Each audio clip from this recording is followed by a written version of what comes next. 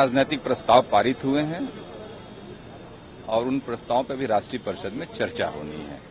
और वहीं लल्लन जी की बात करें तो उन्होंने इस्तीफा दिया है। लल्लन जी ने प्रस्ताव रखा कि मैं अब इस जिम्मेदारी को, चूंकि चुनाव निकट है, चुनाव संगठन की जिम्मेदारी थोड़ा कम ओन कर पाऊंगा, लिहाजा उन्होंने नीतीश कुमार जी से आग्रह किया कि इस जिम्मेदारी को आप संभालें, आपके नेतृत्व में 2024 का चुनाव लड़ा जाए तो पार्टी को और उसका बेहतर फायदा मिलेगा। इसी बात को लेकर उन्होंने त्यागपत्र की पेशकश की।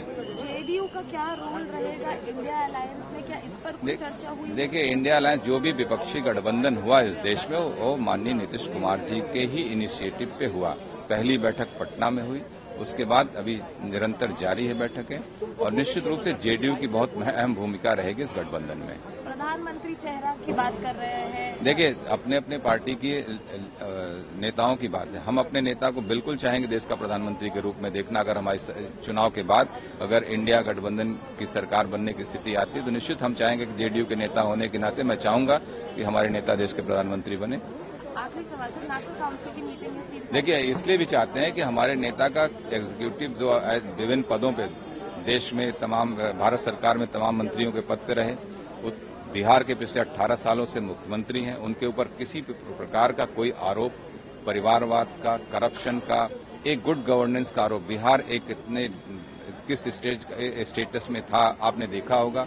बिहार को एक अग्रणी स्टेट में लाकर उन्होंने खड़ा किया। ये योगदान क्रेडिट जाता है नीतीश कुमार जी। अच्छे स्टेट को अच्छा बना देना एक अलग विषय है, लेकिन खराब स्टेट को अच्छी स्थिति में लाके खड़ा कर देना ये बहुत चैलेंजिंग विषय था। नीतीश कुमार जी उस काम को किया था। नीतीश जी ने बागडोर संभाल लिए हैं, आज पूरा कार्यकर्ता जोश में है। सारे सिस्टम को नीतीश बाबू सही कर देंगे, ठीक है ना। राष्ट्रीय अध्यक्ष बनने के खुशी में सारे कार्यकर्ता सब उत्साहित हैं, सबके आशा लगा हुआ है नीतीश कुमार से। क्योंकि देखिए, 4 भाई रहता है घर में, तो किसी को मिलता है कि तुम चलाओ घर, ठीक है ना, तो नहीं चलता है तो वो अपना शुभेच्छा से छोड़ देता है। तो ललन बाबू बड़े भाई के नाते छोड़ दिए हैं कि भैया चलाइए, ठीक है ना, हमरा से नहीं छुट्टी व्यवस्था नहीं मिला, इसलिए आप चलाइए।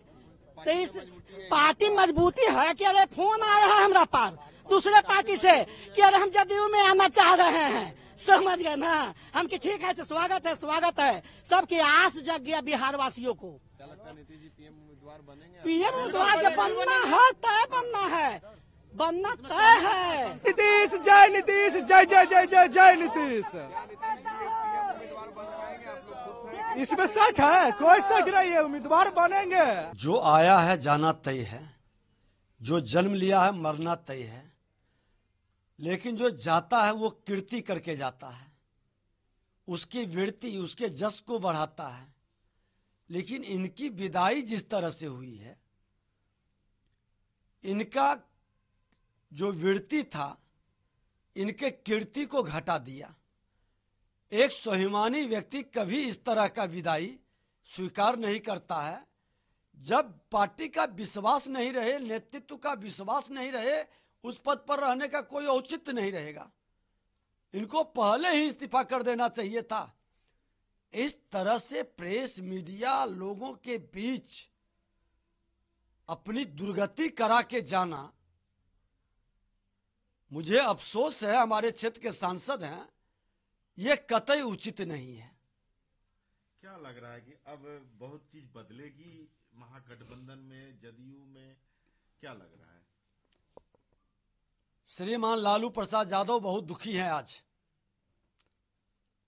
उनके सपना को साकार करने वाले सबसे हथियार जदयू के राष्ट्रीय अध्यक्ष ललन बाबू थे। उनका पुत्र उत्तराधिकारी जनता का जनादेश नहीं प्राप्त कर सकता है सीएम पद का। वो चाह रहे थे कि मैं जीते जी इस पद पर उसको बैठा दें। अब देखते जाइए आगे आगे होता है क्या क्या उछाल चलते हैं, क्या क्या वातावरण बनाते हैं, क्योंकि वो भी बड़ा महाठग है और बिहार की जनता के भविष्य के साथ खिलवाड़ करने में उनको कोई दर्द नहीं होता। इसलिए अभी ये ट्रेलर है, फिल्म पूरी बाकी है। कहा जा रहा था कि 11 विधायकों के साथ ललन सिंह ने बैठक की थी, वो 11 विधायक कहीं न कहीं आरजेडी से उनकी करीबियां थी, और इसके चलते ये बात आ रही थी कि बहुत जल्द सत्ता परिवर्तन हो सकता है, तेजस्वी सीएम बन सकते हैं, डिप्टी सीएम ललन सिंह बन सकते हैं। ये सारे चीजें जो आ रही थी, अब क्या लग रहा है? देखिए, जब धुआं दिखाई पड़े तो आग की संभावना तो रहती ही है। मार्केट में बात आई तो सच्चाई तो होगा ही।